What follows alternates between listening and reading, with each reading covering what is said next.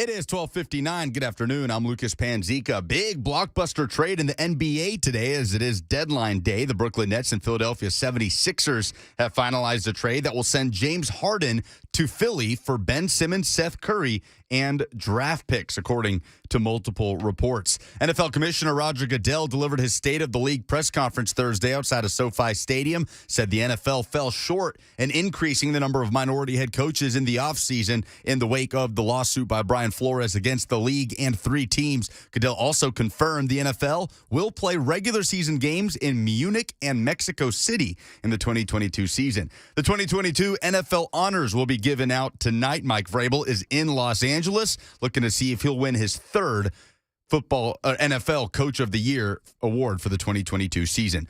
Big mid-major matchup coming up tonight at the Curb Center. The 20-5 Belmont Bruins hosting the 19-6 Morehead State in a battle between the last 2 OVC champs. Tip-off is at 7 p.m. For all your foundation repair and waterproofing needs, visit USSTN.com. Breaking news at once on your home for the Titans and Vols. This is 104.5 The Zone.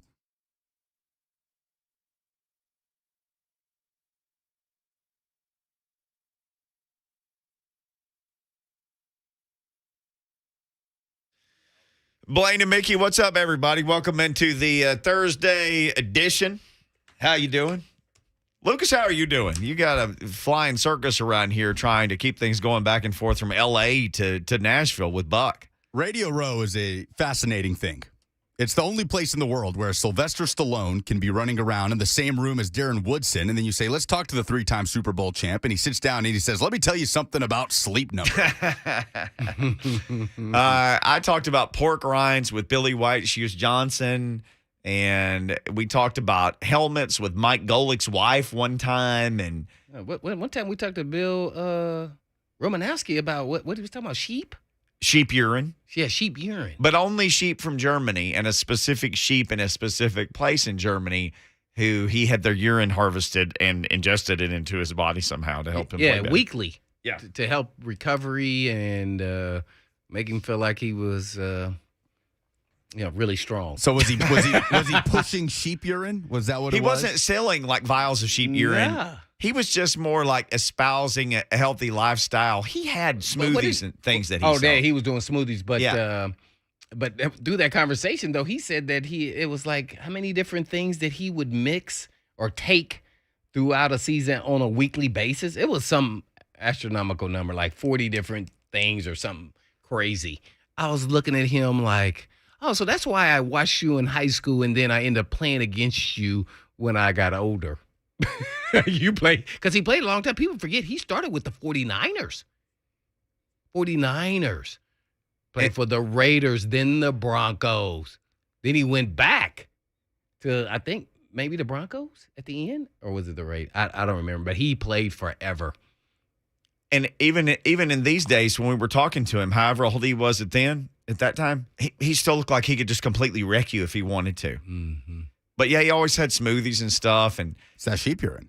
Hey, man, I may need a couple of glasses of that stuff just because I don't know what all he had done, Romanowski, but he was fascinating to talk to. But it's okay. You still look pretty good, though, Mickey. I can say that about you. Yeah. I wouldn't say nothing if it wasn't true. See, that's how you got to take that. I wouldn't say. I wouldn't say anything. Yeah, you wouldn't say he looks old. You just wouldn't comment on it. Yeah, I wouldn't I just feel comment. old. Yeah. That's all right, man. You getting it done, man. You faking us all out. I'm chasing around a 7-year-old. It's okay that you're 59. Hey.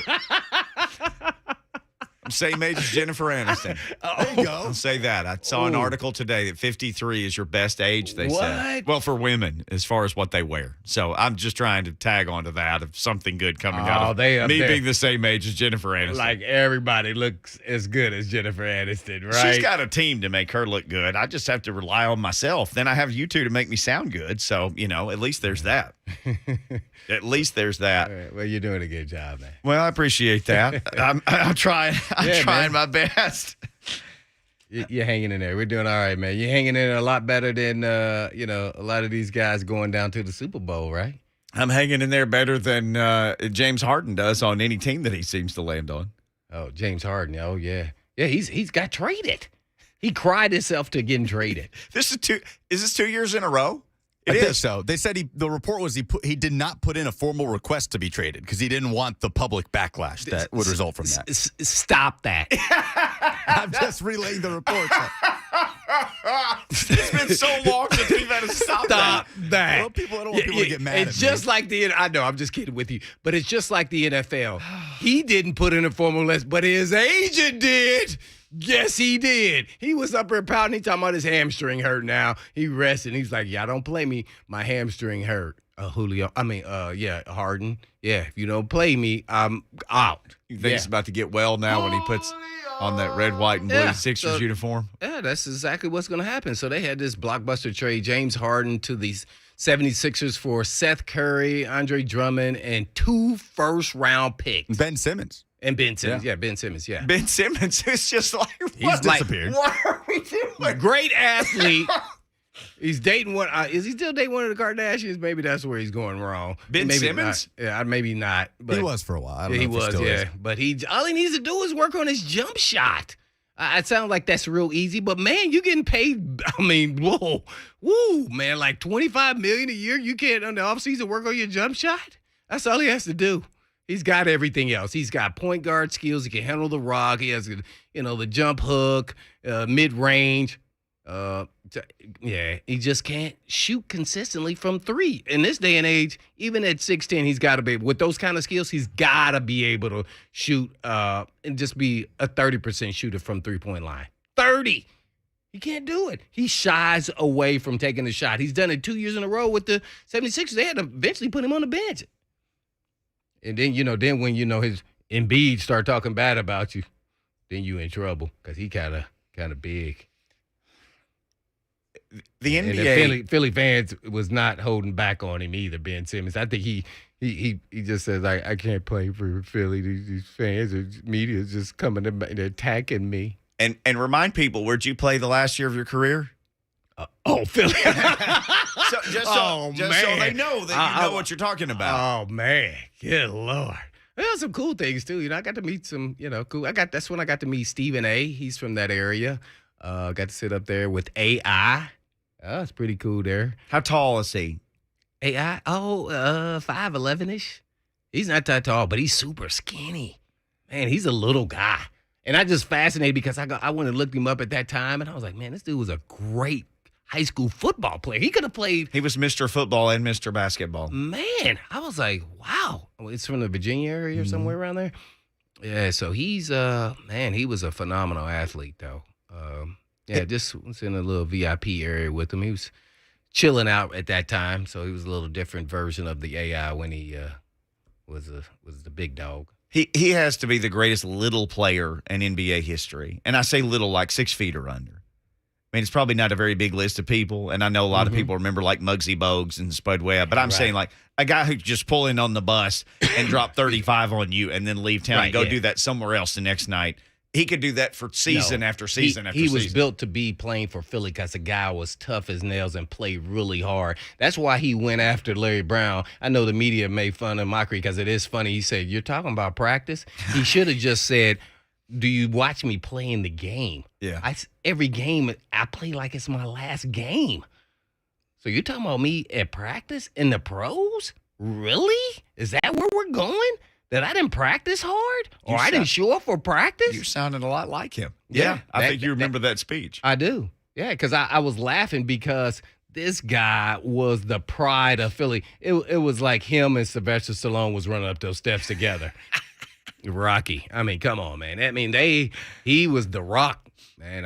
Wow. And I guess he wanted him, being that he was the leader and the best player, he wanted him to lead by example. And I get where Larry was coming from and wasn't getting any traction on that. Yeah. Sometimes you just got to let, big dogs be big dogs.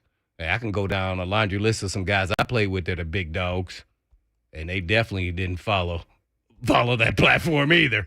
So, I don't throw them under the bus. Mm-hmm. When you have exceptional talent, sometimes you have exceptions to the rules. Yeah, I wouldn't know. I mean, I never had that. But I was around people who did, and I saw how they handled their business. Yeah, well, I mean, just, give me a little tilt. The late, great McNair. I don't think I ran out of fingers how many times he was late to our flight. And I was like, let's go. We cannot keep doing this because I sat on this flight for an hour and you said he around the corner. well, this ain't around the corner where I'm from. This is like an hour. So, let's go. So I think we only left him one time. Notice how none of that ever got out, though. Never got out. Oh, but VY missed, boy. It got out. Oh, everybody knew what he was. It got out. Today that would get out, right? Yeah. See? So, I mean, it's just the way it was. We was all cool with it, but we had Neil O'Donnell, so let's go. And then all you got to do is go up to the big dog. You know who Big Dog is, right? The living legend. Bruce. Hey, man, I'm getting hot on here. Are you getting hot? I see you got your leg across those other 2 seats. Since he had 3 seats. He got 3. He got his own aisle. Huh? Yeah, he did. I was like, hey, man, we getting hot there in the back, man. They can't turn the air on back there, man. I think I'm going to pass out. What about you, man? Why don't you go up here and tell Fishbone we got to go? All right, I got you.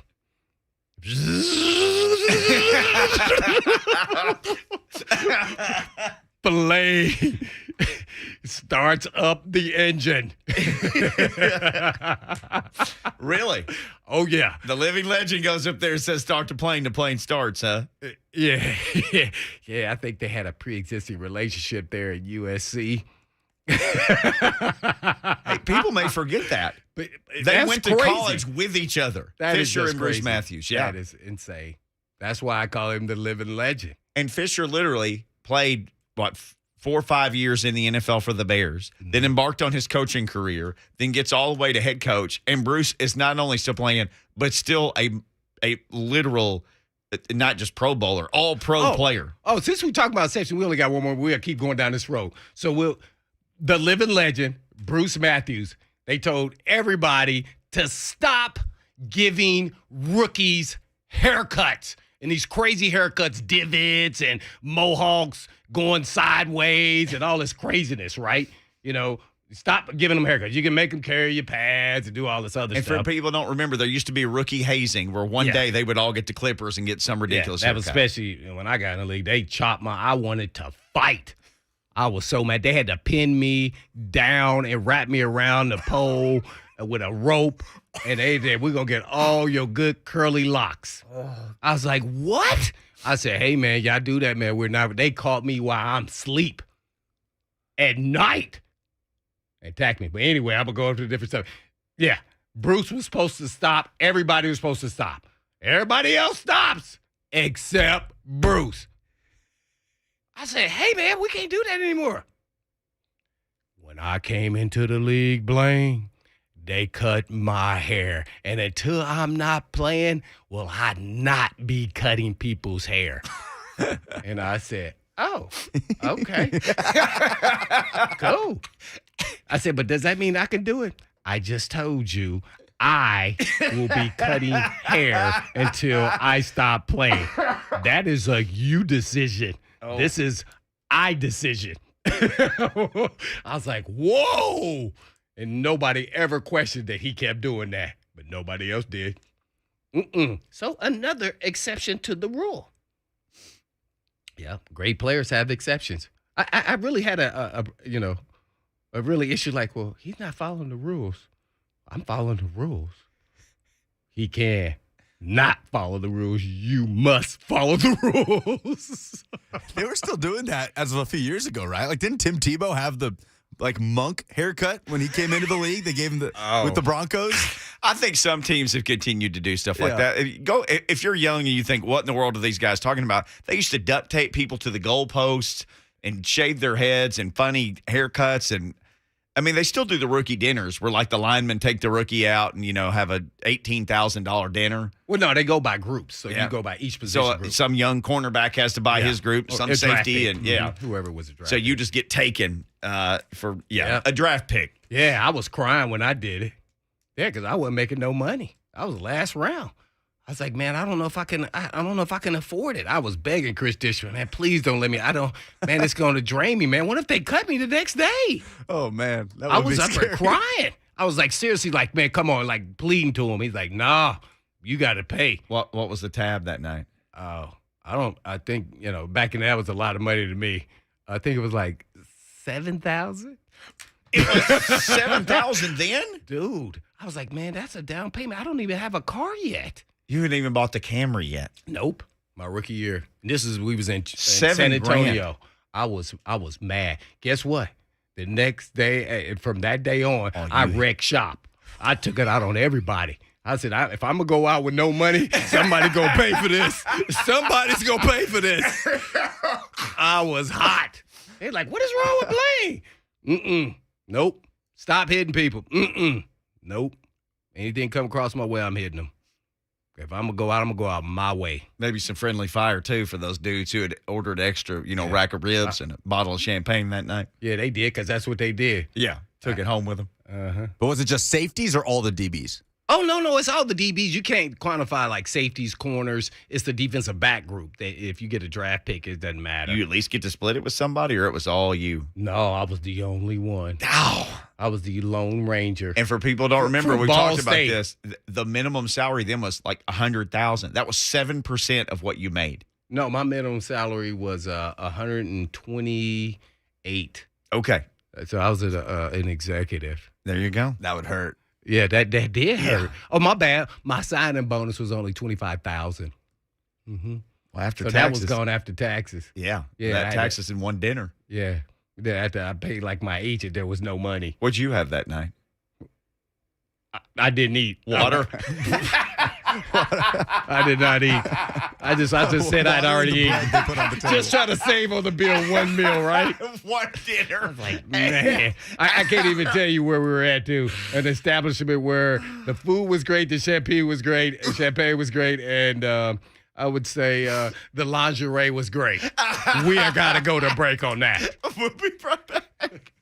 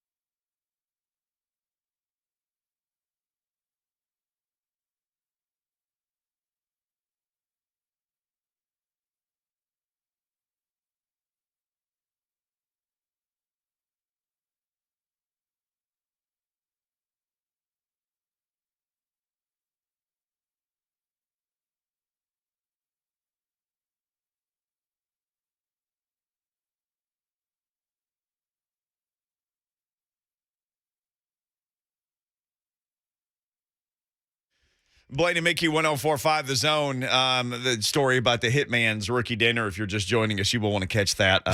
Any place you find your favorite podcast, you can find Blaine and Mickey and all your favorite Zone shows. We were having this discussion in a commercial break the other day, and Blaine brought this up, our director of content. We were just talking about the Super Bowl, and here the Bengals are, and they got a bunch of young players, and Joe Burrow in year 2, and we had this discussion after they beat the Titans. If they go on and make it, does he become like Dan Marino, where he, in his second year, he played for the Super Bowl, and you always think, well, we're going to make like 5 of these.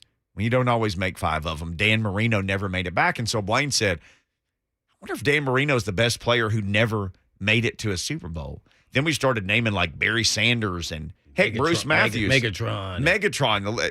And I brought up Dick Butkus, who played for the Bears. Naturally, you would go back somebody to from the 60s and 70s. Yeah. Which he played before there was a Super Bowl, but he did play into the Super Bowl era. The beginning of his career, the Super Bowl didn't exist, but it did for the last half of his career or so. So we put that question out on Blaine and Mickey Twitter, just who is the best player to never have played or to never have won a Super Bowl? Because you might even say, you could pick a bunch of those Bills. You can say, Jim Kelly, Thurman Thomas, Bruce Smith. You can start picking some of those guys who just played for, one after the other and didn't make it. Biscuit, Cornelius Bennett. So we'd love to have some feedback from you. Just have a little fun with this in this hour. We only get to Super Bowl week 1 week a year, so we thought it'd be fun to have some Super Bowl topics this week. We had time to do it. 615-737-1045 on the Mark Spain Real Estate Hotline. Like our buddy Mike Organ, the Tennessean legend, longtime writer over there, he said Dan Marino. Dan Marino seems to be the prevailing guy. It got Randy Moss, Gale Sayers. If somebody thinks I'm just looking at some of the responses here when I tweeted out. We got anything on the big board here? Crazy Pellet on Twitter says Adrian Peterson, Calvin Johnson, and Dan Marino. Oil always rises, which I would imagine is very much an Oiler account, which I'm here for all the Oiler stand accounts. Earl Campbell. Jeff of Earl Campbell, the good Lord. Earl Warren Campbell. Moon. You got him some Grey Cups. No Super Bowl ring. Not even appearance. Jordan DeArmond, a longtime radio person in this market, she weighed in and said Michael Vick and Joe Thomas, longtime Cleveland Browns lineman. Man, a whole bunch of Dan Marinos. Randy Moss. Boyd says Eddie George. Big Ticket says Megatron. Kenneth in the Zone TV chat said this, LaDainian Tomlinson. Oh, and yeah. that's one of the first names that you said the other day. LT. Because I instantly go to like somebody from the 60s. You're like, man, somebody needs to bring up LT. Well, I said if you kind of go through each team, you could kind of pick out their, let's say, Hall of Fame players, if you can name them off the cuff, on some of the teams anyway. You got, Dan Fouts, you go Chargers route. And you keep going. Let's say who's an elite, let's say you can't go New England. You can't go Jets. They have one with Mr. Joe.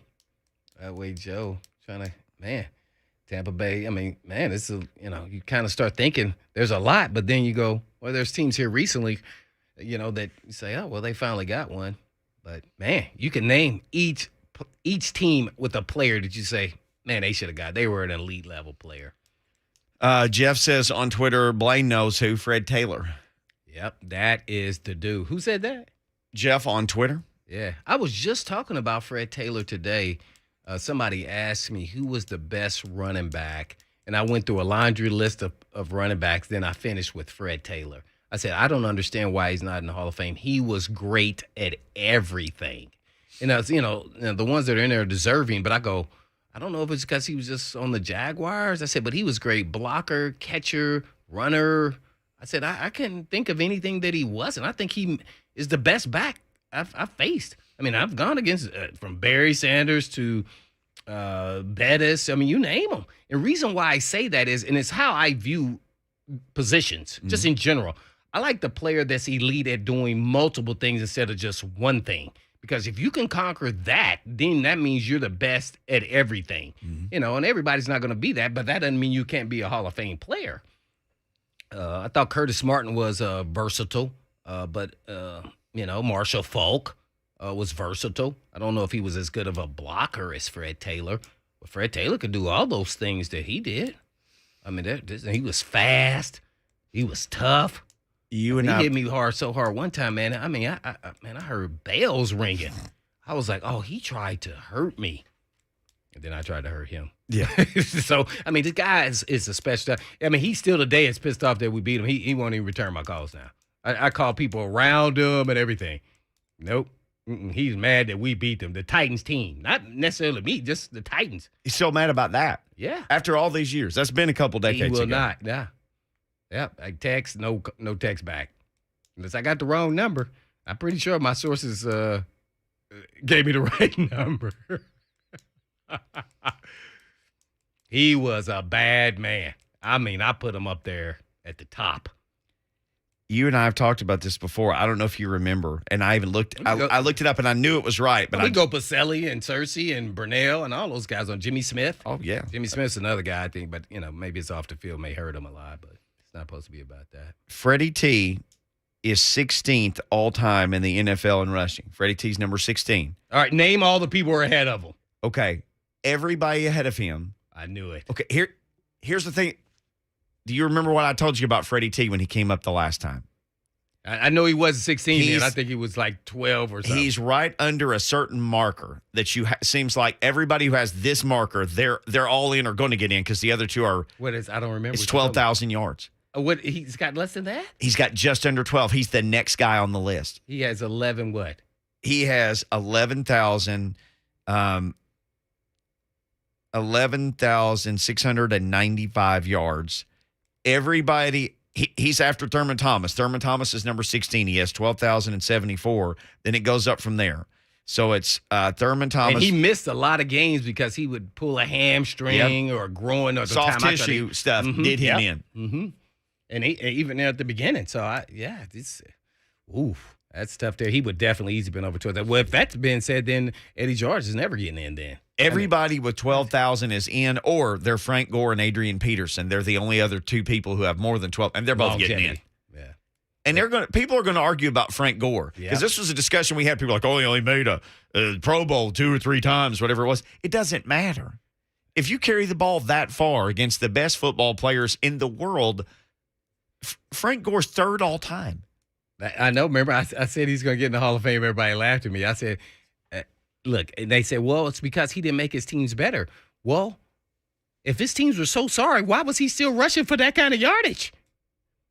He can only do so much in a team sport. Right. Hey, man, longevity is part of the equation, in my opinion, and he did it. That's hard to do.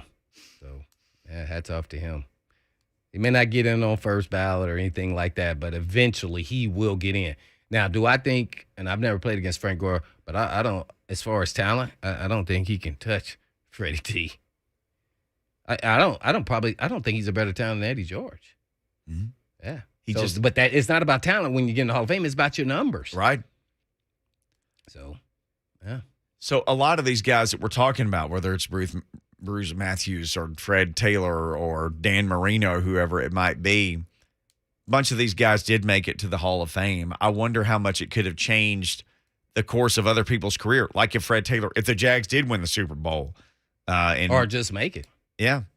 Or in the case of you guys, Bruce Matthews is in. Oh, the legend was getting in regardless. He was getting in regardless. He played guard, center, and tackle, man. But it could have been a punter, long snapper. It could have been a tight end.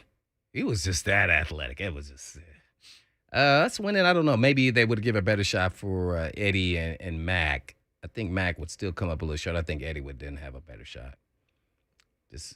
Yeah. And we've been over Derrick Mason's numbers a bunch of times. Now that everybody's kind of leveled out, he's still in the top 20 all-purpose yardage in NFL history. I think he's at 19. Yeah, we looked that up. He's the leading receiver for 2 different teams. Yeah. There's only 32. Yeah, he's pretty bad. Pretty bad dude. He leads 2 of them in receiving, talking about D-Mace. So. Yeah, I just saw him today. Yeah, that's how I know he's 19. Because I said, man, you in the top 10. He's like, nah, man, time has passed, and the guys are creeping up there on me. I'm in the top 20 now. Couldn't But believe it. sometimes, too, I think you've got to look at the era that guys played in. And one of the first responses we got from Blaine and Mickey, and I thought, okay, I'm going to save this because I thought it was such a good answer when we were talking about, okay, who's the best NFL player in your eyes? By the way, John says Phillip Rivers.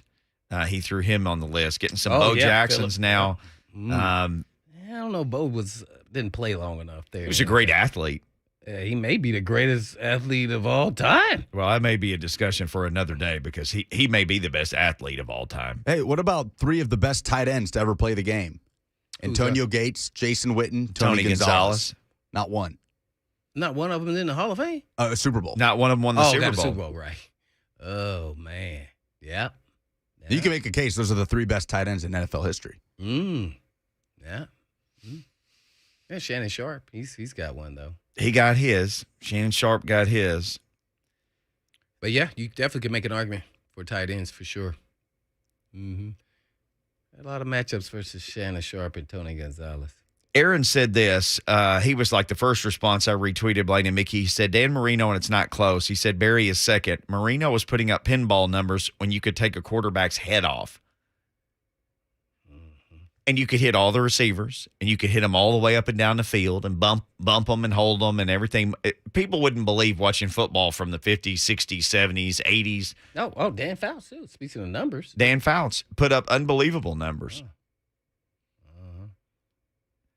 But the Marino thing, when he was throwing for, 5,000 yards or even 4, Dan Fouts was throwing for 4,000 when people weren't throwing for 3. And then Dan Marino was throwing for 5 when people were throwing for 3,500. Really? Man. All I know is, boy, that was the quickest release I've ever played against. That's it. That's a wrap. Kenneth says Darrell Revis Island. Oh, yes. How can you? Oh, Revis. Revis was a bad man. Well, there's a bunch of names. Keith said Freddie Taylor was a beast. Injuries, this is in the Zone TV chat. Injuries were his issue, but that just comes with the NFL. Who was the best guy? I remember, this is so funny. The only time Ken Wisenhunt ever really talked to me was on a Friday after practice. About Mettenberger? No. Who just got an analyst job with Alabama. Look at him. Yeah. And we're coaching high school ball here in Nashville the last couple of years. And we're isn't he married to Mr. Wisenhunt's daughter? Oh, is he? I forgot about that. He was at Father Ryan, right? Yeah, he was at Father Ryan in Hillsboro. Okay, at some point or another. Yeah. He said, since I didn't leave a tight end for you and to help protect you versus the Texans. Yeah, sorry about that. Hand you to my daughter, as your wife. No, just kidding, man. That was a tough sledding there, man. But good for him. There was a guy who played with Wisenhunt named John Settle. Wisenhunt? Yeah, when he was a player. Oh, my. You going back that far? I can't even think back that far. And I brought him up, and he was like, he had like 1,000 yards as a rookie undrafted back. He was the first guy to do it. But then injuries and everything just derailed his career. Like he had one great season, and then he was out of the NFL in 3 years. I was going to ask you, because we were talking about these all-time great players, but who maybe never won the Super Bowl. Who was somebody that you played with that you thought, this guy's going to be one of the best ever, but then just lack of work ethic or never got better or got injured, and he just disappeared? Oh, I don't know. That has to be somebody I played with. I really can give you the insight on, on other teams. There's a lot of players like that. I mean, jeez. I don't know where I would even start with that. Probably, Rodney Hampton. Like, man, I thought Rodney Hampton was going to be really good. Kind of fizzled out and he was done. It was like, man, he was at the top for like 2 years and then boom, over. Georgia running back with the Giants. Yeah. Oh, gosh, I remember him. Yeah, he's a really good player. Yeah, you can go down the list, though. That's everywhere. A lot of guys just don't live up to their, expectations because they think what happens is guys have worked so hard to get there and they think once they've arrived, they made it, is that now, okay, I put in the work, now I'm just going to play, where you got to continue to evolve your game and grow in your game, and a lot of them don't. And maybe some of them don't realize it and they don't know how to. With all the, training that today, there's no excuse. that they're doing in the offseason, even coming into the pros. That's why you see quarterbacks, receivers more developed, because now you have 7-on-7 and they're trainers all over the place training how to run routes. So there's really no excuse at this point in time now for anything like that. Yeah, guys. I mean, it's 1,000 for seeing a year-round league. I saw Tyron, however you want to say his name, the Honey Badger, tweeted today, back on the grind, feels good to be. They just lost a couple of weeks ago. Hey, man, sorry. I got to get ready for next year. It used to take me a couple of weeks before I get slowly start moving towards, getting back to working out. Mm-hmm. Got to take a couple of weeks, but it's hard, man. It's in your DNA. You just can't stop. You're addicted to it, and you want to be better than you were in the version of you were the year before. So, and then they're always trying to bring in somebody that'll take your job. So you're always looking to say, I'm going to show I'm better than I was last year. Whatever it takes for you to get motivated. Well, these dudes are already working. I was in the locker room interviewing guys after the Titans lost to Kansas City, and one of the young guys, threw his bag down or something, and Jarrell goes, "No, young fella, don't get upset. The grind starts tomorrow. We're going to just get right back, go further." Jarrell's trying to lift those. He said, "Hey, man, don't get discouraged. The grind starts tomorrow. We're going to start back again." Are you saying the loss, the AFC Championship loss? Yeah. And that was Jarrell's last game? That was Jarrell's last game here. He wound up in Denver. But he was like, "Hey, man, I'm going back to work tomorrow. I'm gonna try to get back here, try to get further the next year." Well, that's why he's a better guy than me. I wouldn't have said tomorrow.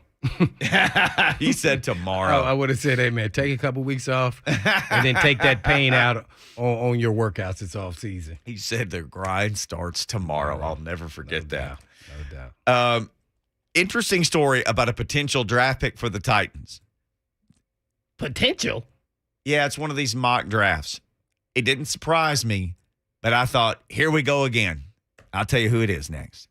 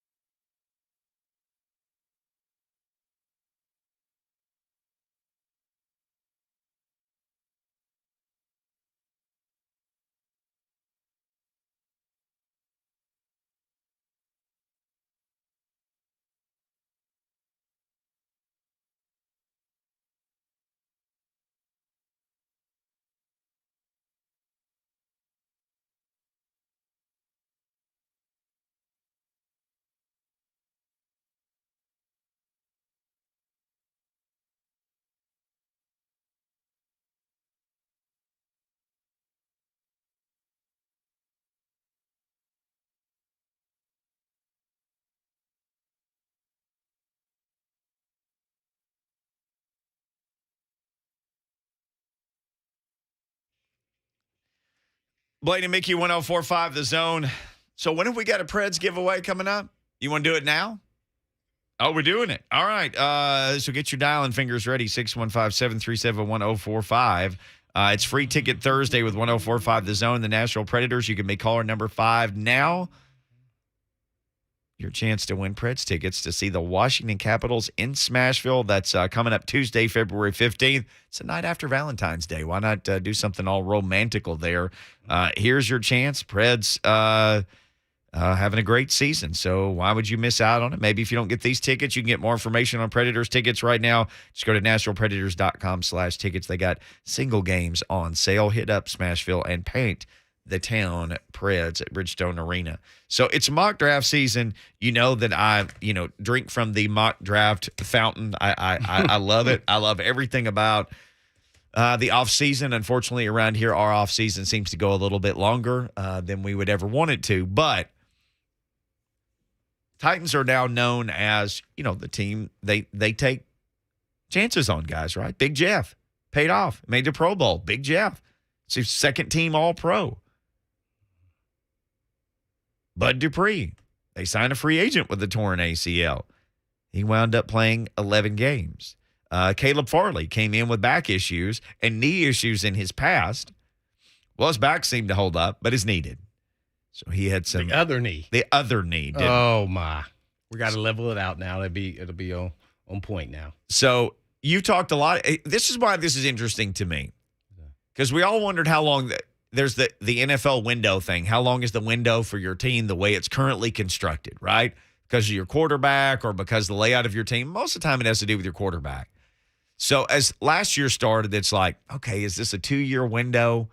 This year we're saying, is it maybe 1 year left in the window? We've talked about this a lot. So my thing was in the first round of the draft, if you really think this window is only 2 more years or so, don't you have to try to draft a guy that you think can go out right now, tomorrow, and start or just contribute immediately? And he's what position? Whatever you take in the first round. Oh. Got to be a guy that okay, this dude has got to be ready to go. But they took Caleb Farley, who was coming off back surgery. So he was more of a project. Heck, the second round pick was Dylan Radins, who's really turned out to be more of a project. He was a tackle in college who couldn't get on the field at guard. Although the one game that he played, he held up fine. But he's been more of a project, first and second round. Well, this CBS sports reporter, Josh Edwards, has the Titans taking. And I wasn't even surprised at all. I think we talked about this the next day. I did not see this. I think I'm a guess, and everybody's saying linebacker. No, Alabama wide receiver Jamison Williams at number 26, the dude with the torn ACL. He tore it on January 10th in a national championship game. So Bud Dupree tore his in December and was only able to play 11 games this year. And wasn't the same player. Wasn't the same guy. Until the end of the season. Nope. And to basically a year after the surgery. As I said, it typically happens. So would you take as talented as this cat is? He's super talented. But can they wait another year? Because this was January, meaning season could be over before he's like, yeah, I feel 100% again. Start my off-season training for year 2. Well, let's just say this. I think John Robinson, I kind of think he feels like when he makes these decisions that he's getting value. He did it with Jeffrey Simmons, who was a top 5, 10 talent. Yep. And he came off an ACL tear, I think, while he was training, correct? And he also had, something on his little docket there in a scuffle. So I think he took Farley and he thought, man, I got a top 10 talent again, even though he's injured, getting back right, then I win. So he thinks he's win when he's getting value for the position. I think that's a flawed way of looking at things, and I get it, why he does that. And it's kind of, analytical kind of deal, too, as well. You feel like you're getting high value for your pick. But in society where you want instant success, that does not work. You do not have time. If not, well, he may feel like he got time now, especially after getting a new contract. But to me, if you want to capitalize on this window, I would not do that. As much as I love that player, I need guys that can play now, because I think first and foremost, they're going to maybe let Julio walk. I don't know what they're thinking in June 1st. They can get out of his contract and whatever, it's only a $4 million hit or whatever. Cuts the cap hit. Right. Some this year and some next year, as opposed to if you cut somebody now, you eat the whole cap hit in 1 year. Right. So they can possibly do that. And if they're thinking they're going to do that, they may look at a receiver. I wouldn't go there because I want now. I got to have my guy now. In my mind, I don't know what his mind is thinking. We got 1 year window. This year is it. Yeah. That I'm going to have this nucleus together. At least the core and the main guys. And so I'm trying to make that run. So I got to have a guy come in there and play right away, whatever position it is. That's kind of how I'm viewing it. It doesn't even matter if it's receiver or not. It's just, for me, it's just that. He's got to play right away. So if you let Saffold go, you let him walk, or do you let Ben Jones? I mean, how do you work through this? I got to have some guys that got to come in right now. Do you give A.J. Brown an extension now? I mean, to soften, some of the blow of the, conversation about Julio or whatever happens there from a PR standpoint. So there's a lot of ways you can go. I really haven't decided what I think they should take yet until I see their free agent moves. Because that's first. Yep. And that'll give you some inkling, I guess, indication of how they're thinking if you're reading the tea leaves of what they're doing. So I'm not sure where they're going to go here, because I'm interested to see what they're going to do with Cunningham with his salary. I would keep Cunningham, but a lot of people are like, oh, that's $10 million. You got him and Long. You're trying to make this thing work for a year. And so they just signed his old coach, Cunningham's coach from the Texans. Right. Position coach. Yeah, King. Yeah. Bobby King, I think is his name. So, yeah, I think I'm rolling with that one. I feel like I got a steal, and I'm paying less than, top linebackers. So I'm okay with that in my mind. So may not. I don't know how they view that. They may not like it. Maybe the Bobby King, signing a linebacker has nothing to do with anything, So really tough for me. I feel like we can get by with the secondary even if you let Jack Rabbit go with some good, solid players, no great players. Definitely would re-sign my man, Screen. He's my veteran guy, utility guy, can play him all over the place. So maybe you go after, without knowing anything at this point in time, with me have reservations to change. It's always feels comfortable that you can always go for a skilled guy, and that makes it easy because it's a splashy play. Nobody likes when you draft an offense or defensive line. I mean, as good as they are, if you stay at 26, you got to get somebody that you think would have been a high second-round pick. So it could be a receiver. There could be a slew of them. I just wonder if they can't trade and they're stuck there, so they couldn't get like a couple of seconds or a second and an extra third, whatever it might be. Do not say tight end. No, not. Although they're going to have to draft a tight end because they don't have any. Right. So they'll draft one somewhere, and then they have to sign a free agent too. But what if you get there? I saw one mock draft that only had 3 quarterbacks taken before 26. It was Kenny Pickett and Malik Willis and where'd he go to school? Kenny Pickett, Malik Willis, and Ritter. No, he wasn't taken. Okay, I'm just guessing quarterbacks. What do you get? What if you get there and you're like, the quarterback that we actually like of all these guys is there, whoever it might be? I am in for drafting a quarterback and start building on replacing Tannehill this year, but this is not the year to do it in my mind. I see some really good players. I don't see any fantastic players as we move on. Matt Corral was the other one who was taken. He's coming off knee surgery. Yeah. See, and when I talk to different people, I don't see any franchise type quarterbacks. They're going to still go in the first round. I'm reserved on that.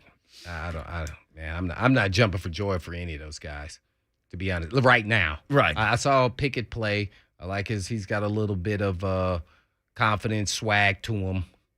I just don't know how strong his arm is. NFL talent. The Willis kid seems to have all the talent, but he's kind of a work in progress. Ritter seems to show that he can do some things, but he's so inconsistent, and he's got a frail frame. I'm always looking at the frames because quarterbacks get hit when they don't have the ball. and he's capable of running. So that's a little bit of a concern. They had that concern with Marcus. He still went, second pick. So I mean, so it's hard to say. I haven't seen anyone. You see anybody you really love, Lucas, at 26 of the quarterbacks that are out there? Especially because you don't have a second-round pick. And see, this is where you can go wrong, Mickey, is that you force the issue and take a quarterback because you're trying to frame it and get ready for the transition to Tannehill and try to stay a year ahead of it. And that way you say, okay, if not this year, in another year. So it gives you 2 years to work with them while Tannehill's at the helm. Mm-hmm. But if it's nobody that you really believe, don't force the issue. I feel like we're still trying to catch up for the tackle mess up with the Panda. Oh, 100% they are. And because right now, we still, Quisenberry is a restricted guy. I feel like we need to make an upgrade there. Yeah. Well, we'll hit on this and more. Also, you may or may not have heard there's a big, big number out there for A.J. Brown from one of these guys who projects what people are going to get in their next contract. It is a big, big number, and we'll share that with you as we start hour number 2 of Blaine and Mickey. Bigger than Ding Dong?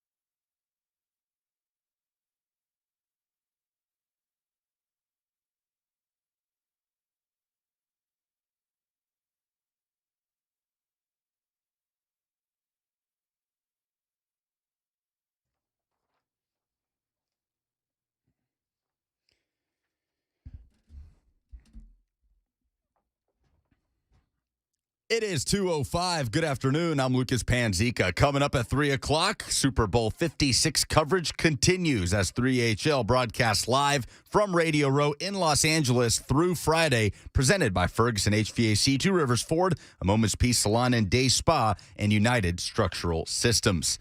Big blockbuster trade in the NBA today as it is deadline day. The Brooklyn Nets and Philadelphia 76ers have finalized a trade that sends James Harden to Philly for Ben Simmons, Seth Curry, and draft picks, according to multiple reports. Speaking of, the Memphis Grizzlies have won 6 of their last 7. They're in action tonight against the Detroit Pistons, a 6 p.m. tip-off. College hoops tonight in the Mid-State, a huge mid-major matchup at the Curb. The 20-5 Belmont Bruins host 19-6 Morehead State in a matchup of the last 2 OVC champs. Tip-off is at 7 p.m. And a little bit of news on a former Titans player as former quarterback, Zach Mettenberger, has reportedly taken a job as an analyst on Alabama's coaching staff. For all your foundation repair and waterproofing needs, visit USSTN.com. Breaking news at once on your home for the Titans and Vols. This is 104.5 The Zone.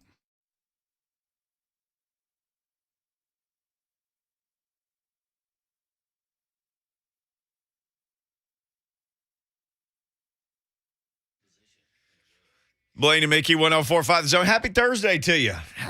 You're having a great day out there. Bunch of NBA players. I don't know if Ben Simmons is having a great day or. Oh yeah, he is. He's happy. He's out of there in Philly. Yeah, he's elated. Going to the Nets. Yeah, he's Philly. He gets to just freeload off with Kevin Durant and Kyrie when he decides to play. Just the away games. So, all right, let me find this tweet because we don't talk a lot of NBA, but what was it? Seth Curry, I can remember off the top of my head, a first-round pick. Two first-round picks. 2 first-round picks. Oh, you got it in front of you? Go ahead. I knew it was Seth Curry, 2 first-round picks, and Ben Simmons for James Harden. Yeah, I think it was 2 other players. I think there's another player in there. Yeah. I retweeted it. But. I retweeted your man Woj, and now I can't find it, but I'll get this here. But, yeah, again, we don't talk a whole lot of NBA. The NBA is not real life. I mean, what do you mean it's not real life? It's not real life. There's like so much money fantasy. at stake. There's like Ben Simmons just didn't play this year. We did have the NFL Deshaun Watson, but I don't think it's that he didn't want to play. It's different circumstances. Different circumstances. But it's so few people on a team making so much money. It's not even reality. And the league is such a soap opera. And one year, I just remember there was one particular offseason that everything crazy in the world happened. And I said, this is so much better than watching the actual games. Now, I love watching the Grizzlies just because they're young and hungry and the way they just attack everything. But just nightly NBA games, I just can't get down with it. But, yeah, it's like rearranging deck chairs on the Titanic. But the final tally of this, Brooklyn Nets trading James Harden to the Sixers for Ben Simmons, Seth Curry, Andre Drummond, and 2 first-round picks. So I've said this before about the NBA. Everything that happens business-wise is just a math problem. Oh, yeah, no doubt. Well, I got another one for you. It's a math problem. They're just trading this level exception and this much money for this much. No, they're just trying to make sure they get everybody on a good team, and then they got a shot at winning the title. Yeah. I think the NBA is just rigged, like behind the scenes. They say, hey, man, we're going to do this and this. And the players go, yep, that's what we're going to do. No, we're going to do this. And then the players kind of run the league. It's like, well, oh, my gosh. Man, you can just really go. I mean, like, they can't have the Lakers bad again this year. The Lakers, they're going to be – I'm shocked there's not a trade with the Lakers with the way Westbrook is sitting in the fourth quarter and not even dressing for some game. I'm surprised they haven't got rid of him. But there is a trade with the Mavericks. So your man, Mr. Cuban, he sent Kristaps Porzingis, what? To the Wizards, and not the Wizards of Oz, for a center named Spencer, and I know this guy because he has a nice little fro, Dinwiddie. Man, why would you do that? I think Josh Richardson got shipped away too, the former Vol. He's been all over the place. I like him with the Heat, though. He made his money there. That's where he was really good and showed us. I mean, remember they moved him to point guard there his last year there at UT, and that really, man, what a great athlete. Ball handling skills. JV said, and the NFL isn't a soap opera, crying emoji. The NFL is a soap opera, But there's 53 guys on a team, and then there's how many on what's on the practice squad now? 16. 16 more guys. It's just a lot more people to spread the drama around, too. I mean, NBA rosters are just tiny. Yeah, players just don't have nearly the amount of power. They do not. I mean, it's just diva field in the NBA. It's just like, well, Harden, I don't like this. Kyrie won't show up and won't get tests, and we suck, and I'm exhausted, and I'm getting older. I'm 32 now. And then Durant is hurt. He's my good friend. We played together at OKC, and now it just doesn't work. So I want out. Agent, I want out. You say I want out. I say I want to stay. And then we'll get this to work. And we'll force him out because I only have 1 year on my deal. And you just tell them I'm going to opt out next year, and they get nothing. So get nothing or get something for me. Boom. And he drops the mic and walks out. And then they had to get something. Yeah, they had no choice. Those three played 16 games together of Durant, That's Kyrie, and Harden. Did you see the minute 364 total minutes? The Himbo guy from ESPN. Oh, I didn't see that. Oh. Whatever his last Himbo. Man, these guys. Kevin Durant, Kyrie Irving, James Harden played 16 games and 364 minutes together. Hey, instead of the Lord making me 5'9", I wish he would have made me 6'9". I could be a 10-10 guy like Kendrick Perkins sitting up there and made $100 million to $20 million a year, man. 10-10 guy. You would need those deep tissue massages. Man. Oh, man, I would have just been a rebound, block shot, defend guy. 20 million. Oh, when people ask me, like, what could my son do to have a better chance? I'm like, grow.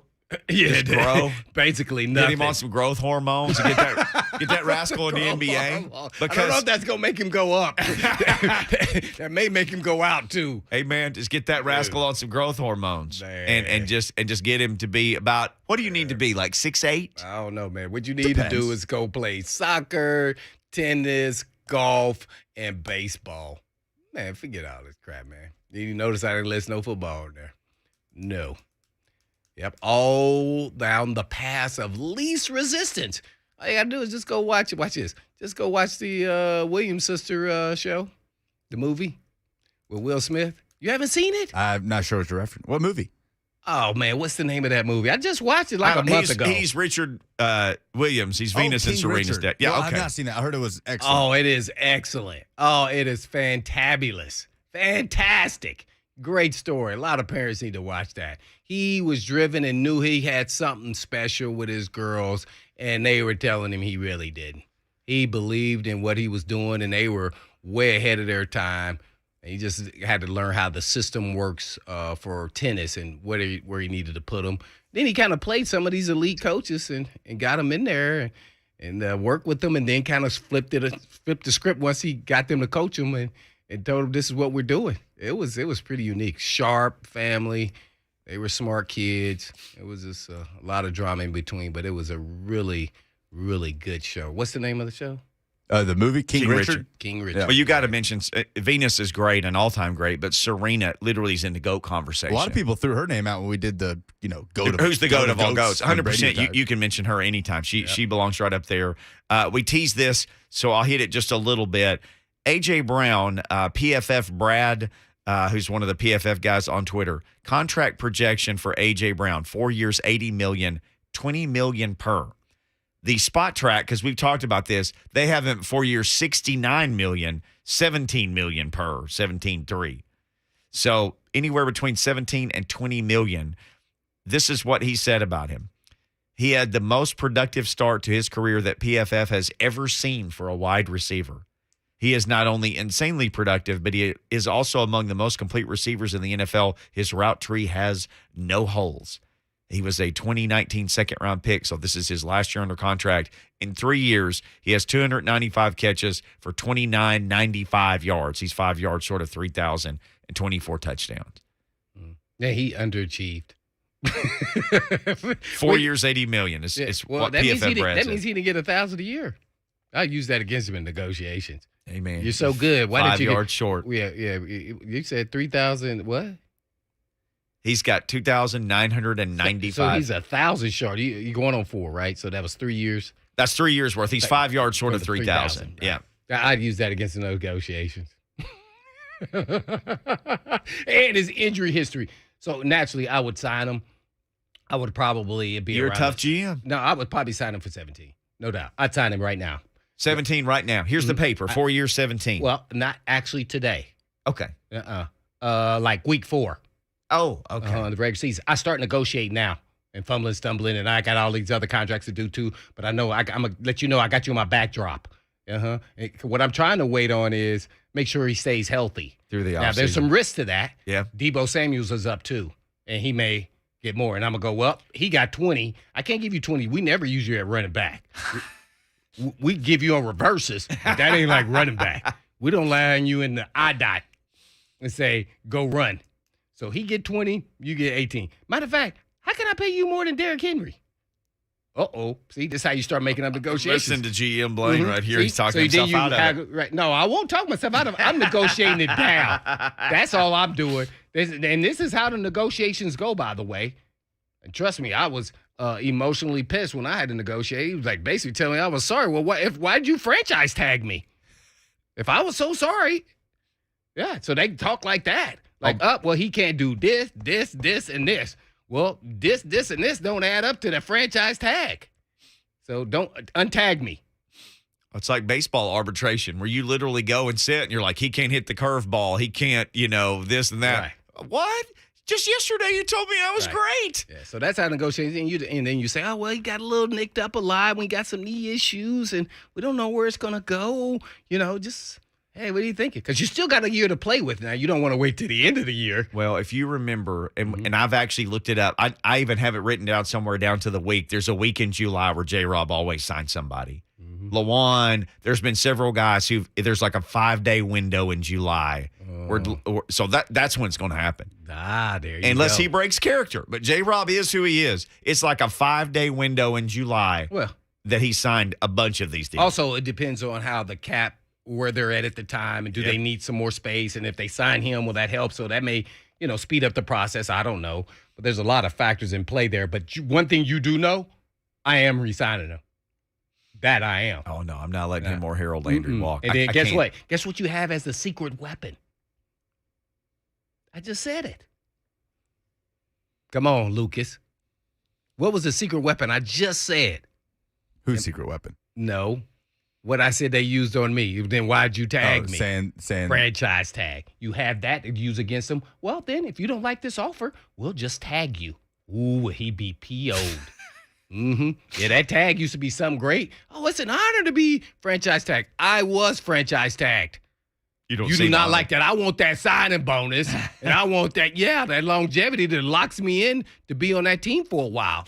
So guess what? You don't want to sign this year? Well, as soon as you finish, just know I'm going to say tag, franchise tag. One more year of negotiations for you. Tough sledding there, buddy. Your agent will get right then. Well, what you offering? 18 per. We'll take it. Yeah, that's what he'll take. I'll call him. Let me call him right now, and I'll call you back. All right, we got to call Doug Matthews back because it's time for him to hit us up next. The coach coming up on Blaine and Mickey.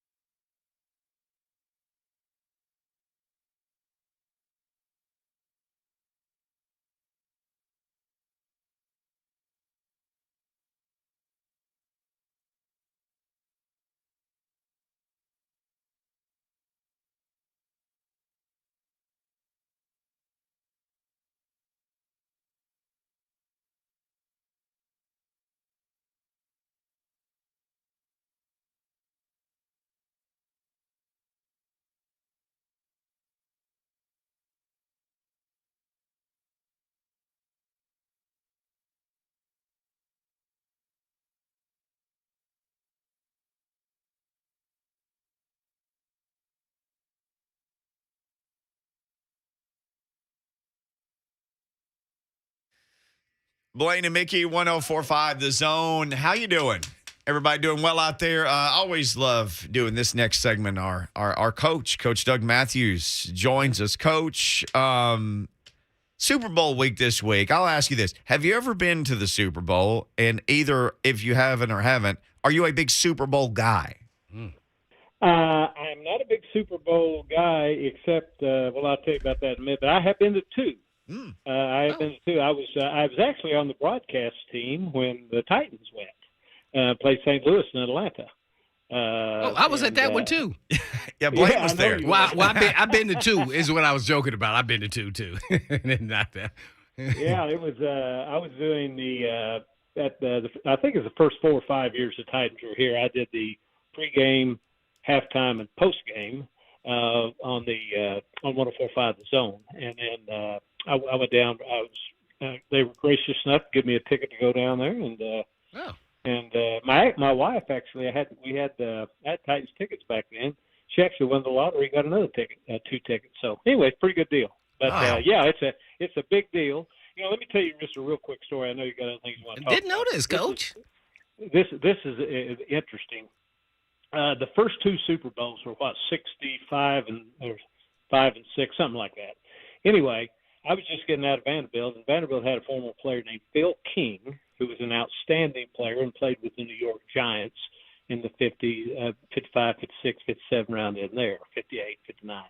And anyway, he was back, and he got telling me. So back then, this is the first 2 Super Bowls. Every NFL player got free tickets to it. They couldn't give the things away, and I forget where the first 2 were. But anyway, he said he went to both of them.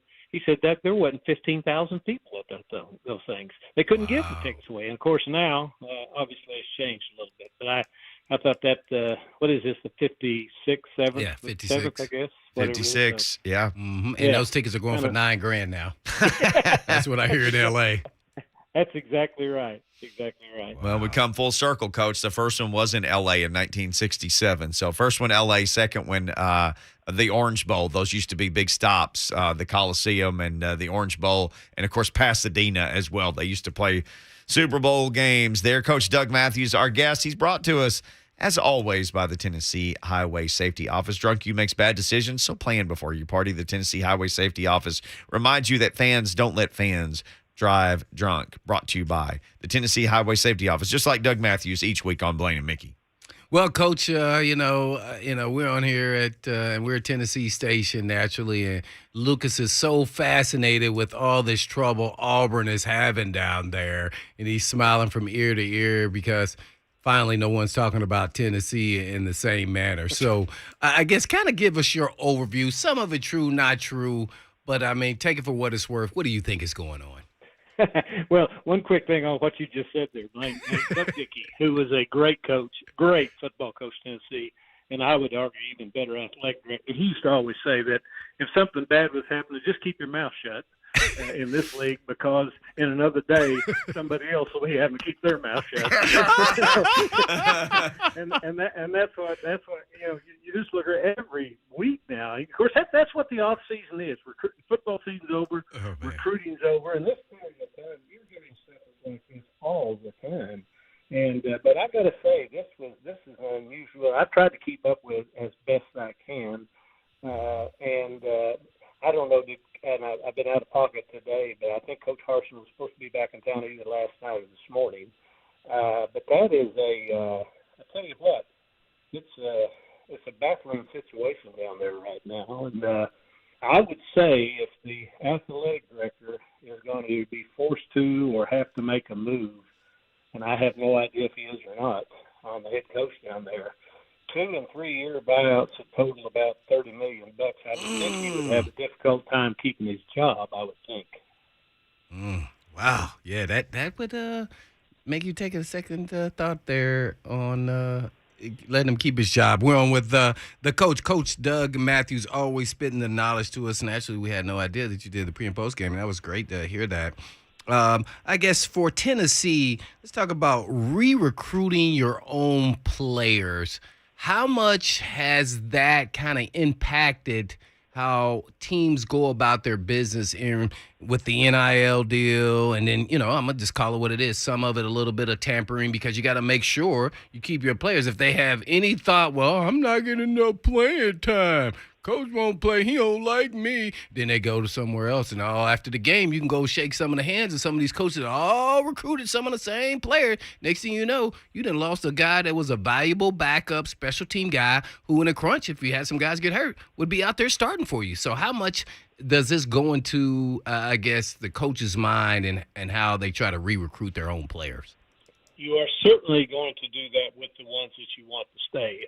Every program. I don't care whether it's Georgia this year or whoever the last team in Division I was. There's some players on the team that, while you may like them, may be great people, it's not going to bother you when they leave because they're probably never going to play for you. But certainly the ones you want, you have to. I think that's one of the positives in having this one-time transfer is that you can't treat players like, quite frankly, when I was just getting into coaching, you didn't treat players very nicely. I don't mean you treat them poorly, but in some instances, and you have to. The re-recruiting actually, Blaine, goes on all the time. It doesn't at the end of the year. It's all the time now, and I think you're seeing coaches that there's more coaches in college football that are doing that anyway, and they're more. The old term player coach used to be kind of derogatory, but it's not now. You better be close to your players. You better know about them off the field. You better at least act like you care about them, because if not, and things get going a little bit sideways, you're probably going to lose a few of them, and it's a big deal now. Now the NCAA has allowed you can, if you lose a player that transfers out, enters the transfer portal, and actually goes somewhere. You can re-sign another player. Doesn't have to be a transfer player, but another player up to 7, as long as you stay under your 85. So that's kind of a little caveat there that you can have. But by and large, absolutely, you got to treat them right. Again, I don't think it's a bad rule at all, because quite frankly, I hear this all the time. They say, well, he's talking from a coach's viewpoint. Well, every coach I know was a player at one time. So you've been on the other side of it too, and the fact of the matter is that if a player is not playing, if I went somewhere where I was not playing, I in all likelihood would like to leave and go somewhere where I could play, because you only get 5 years to play for. So I don't think that's a bad rule at all. I really don't, and you really haven't seen too many programs have been hurt that are stable programs. What are the players that are leaving? Last year, Tennessee, Coach Pruitt's out, a bunch of kids leave. This year, Auburn's having a little bit of trouble, bunch of players leaving. But where you have stable programs, the players you normally lose are players that really aren't playing very much. Now, there are a few other instances on that. Alabama had a couple of transfer portal guys come in last year. They're going to have 1 or 2 this year, but by and large, the stable programs aren't losing many players that they really want to keep.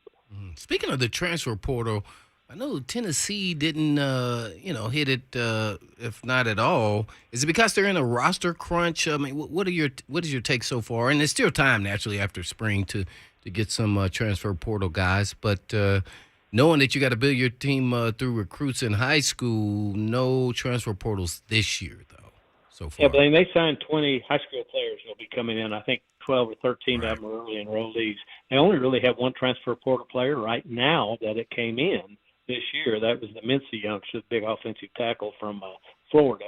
And now they brought in a junior college player. But the whole thing up there is, and really, I get asked about this a lot. I try to talk about it on Big Orange Sunday, but it's really difficult to talk about, because nobody other than just a few people up there know exactly what the administration, and I'm not talking about the athletic administration, I'm talking about Chancellor Plowman and the athletic director, what they're doing and what they're holding back because of this NCAA investigation.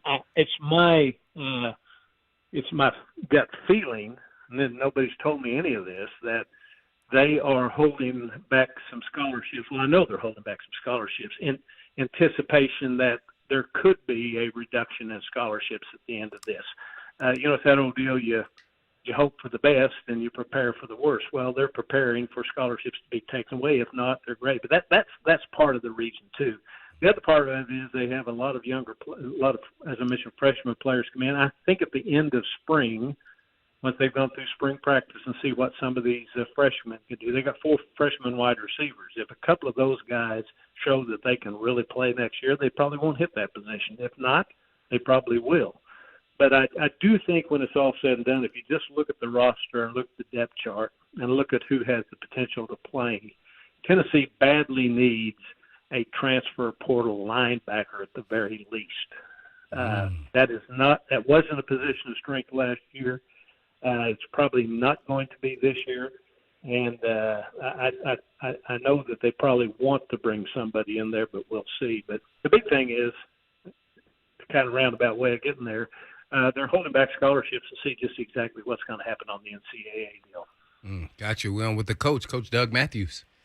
Coach, there's talk about the NCAA completely reworking its constitution and a lot of different elements that I guess are still in play before a new one would be totally ratified. But let me ask you, you've certainly spent a whole lot of time in that NCAA world. If somebody came to you and said, what's the first thing we should fix since we're going to change this constitution, where would you start?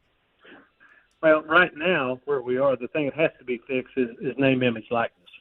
And I say fix. You don't. It's kind of like a ball of yarn, of twine. You don't know where to start, because they let this thing. To me, that's the biggest of all the years of the NCAA. Listen, the NCAA gets bashed at times when they shouldn't. But leaving that name, image, likeness situation, and they didn't do anything on that. And now we have all of these state laws that were put in place that are really ineffective, because what's happened is the state legislatures, Tennessee being one of them, that met and put in a name, image, likeness law, state law for the universities in the state. They're now behind the curve because the states that did not pass the law, now their universities can do whatever they want to.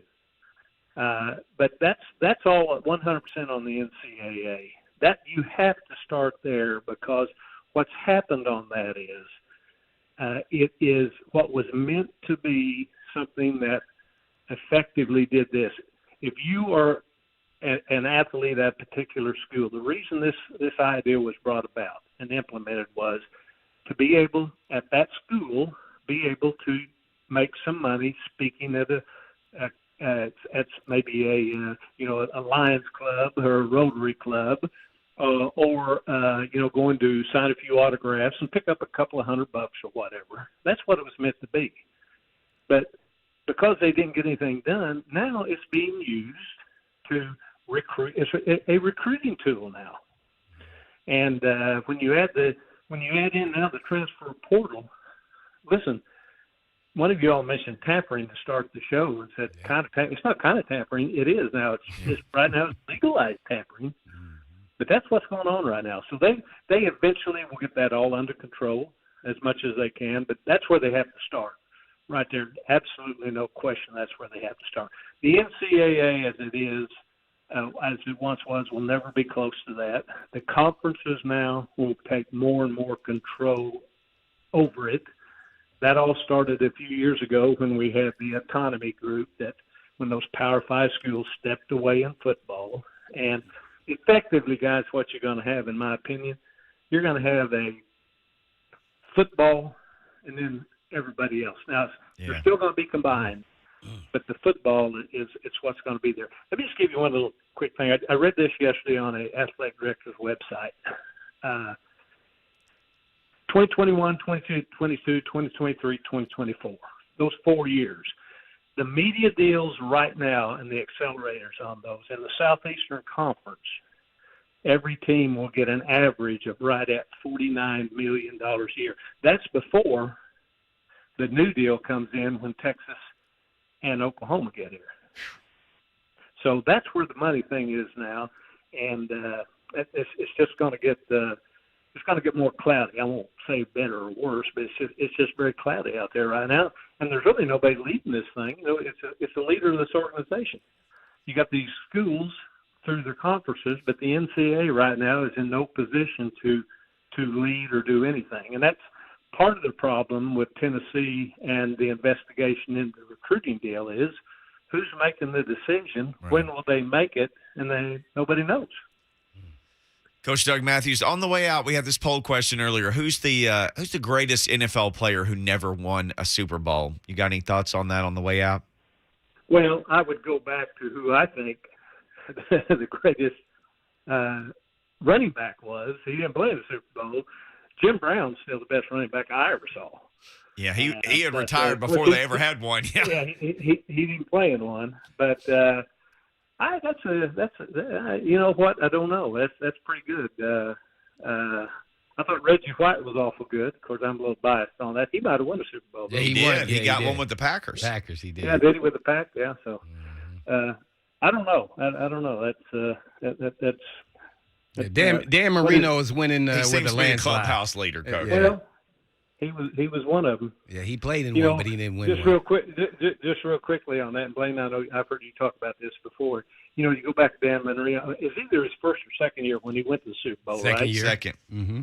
Yeah, everybody was talking about, boy, they'll be back. That never got back. So when you're there, you better take advantage of it because there's not any guarantees you're ever going to get back there again. That is true. Seize the moment, Coach. Yep. But there is a guarantee that you'll be back same time next week because we know that thanks to the Tennessee Highway Safety Office. Guaranteed! Thank you, Coach. Good stuff as always. You bet. Talk next Thursday. Yes, Bye. sir. Catch the coach on Football Saturday and Big Orange Sunday. We told you there's a projection out there for a new contract for A.J. Brown. Where would that place him among the highest paid receivers in the NFL? I got that. Pick that up on the other side. Let's say it's way up there. Man, can I get a loan?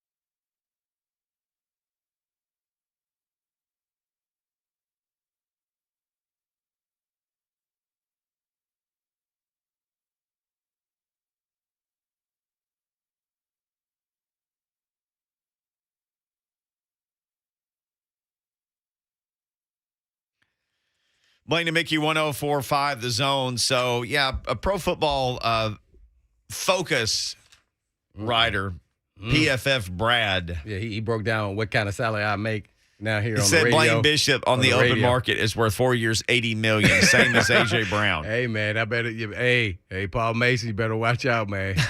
Okay, they coming for me. So this was after Spot Track. They basically take comparable players to who they think, in this case, A.J. Brown, and they do averages. You can see these market value estimates. So A.J. Brown is going into the last year of his 4-year rookie deal. He was a second-round pick in 2019.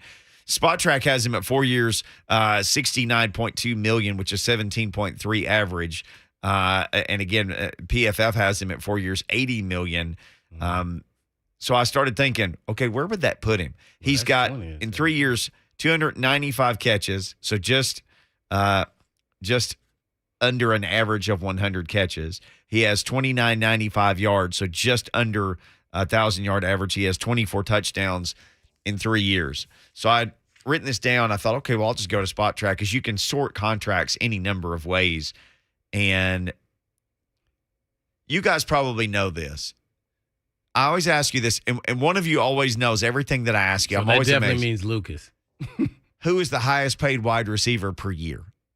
Oh, I don't know. Oh, gosh, per year. If you guys remember, I think like back in the summer of last year, we were saying if you could start a team with any player, this may have even been the guy that I picked. Is it Devontae Adams? It is not.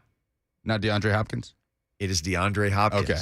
His average salary is Oh, that's right. That's why he was one out of the Texans. $27.25 million per year. 27? $27 million.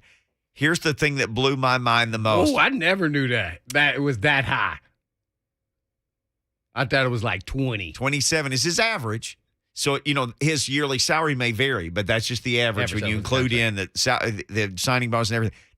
Do you know who number 2 is on this list? This is how I should have teased this.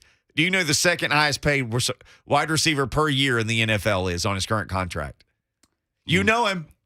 What do you mean by we know him? You know him well. Everybody listening. No, we don't. I know it's not Diggs. Dad. Julio Jones. I thought he made 14. His average salary based on his signing bonus and everything is $22 million. Wow. Okay, so signing bonus. So that's your average salary per Spot Track or any of these sites is, it's your bonus divided by the number of years of contract plus, whatever the rest of your deal is. So not your cap hit. Not your cap hit. This is yearly average salary. Number 1 is DeAndre Hopkins. Number 2 is Julio Jones at 22. Number 3 is Keenan Allen. That was surprising to me, although he's a fantastic player. He is $20,000 and change. Amari Cooper, $20 million. He made even. 20. Yeah, he just got that contract before the season. Yeah, I figured Mike Evans would be in there too. Number 5 is Michael Thomas, Oh my God. who's like Ben Simmonsing it, like, I can't play. I'm not. Michael Thomas is number 5, 19.25. So there are 4 guys that make $20 million or more on average. Kenny Golladay is number 6 at $18 million, along with Tyreek Hill.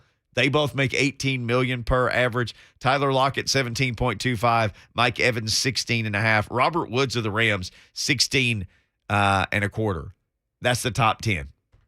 So if you pay A.J. Brown the 4 for $80, that means that he would join Amari Cooper. He would be tied for the 4th highest average in the NFL. Yeah, as a GM, I would try to get him a little bit below that, but that's what I'd be shooting for if I was the agent. I'd try to get him around the 18. Now, you said earlier, 17, you're like, where's the paper? Now, you said you wait till a little closer to training camp, let him live through the summertime. Because Make it through all the mini antsy. camps. Right. Antsy and anxiety and I'm the best. Well, guess what? We're going to get you at your best. So you get us, we'll take care of you. This is the best time to sign these guys that are elite like that. You want to get them before they hit the free agent market, so you got another year. You can use your tag, too, as a weapon, that franchise tag. You don't want to do that, but, hey, man, come on. Give us a break. $18 million. We good to go. Let's rock and roll. $20 million a year is out there. Let's go get this bowl. I need that $2 million to get that the guy beside you. Come on, man. His average 22. I don't care about that guy beside me.